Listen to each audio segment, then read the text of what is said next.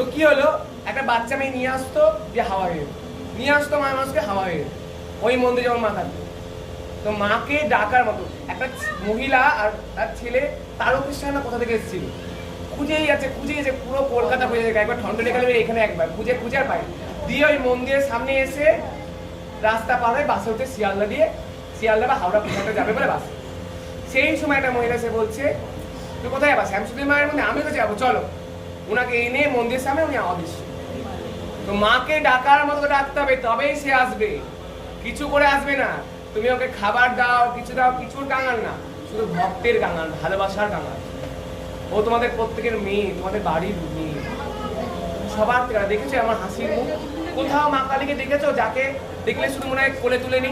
তোমরা ভাবে দেখো, তোমাদের প্রত্যেকের মনে হয় যে একবার কোলে নিও, মনে একটু চটকা, একটু আদর করিও।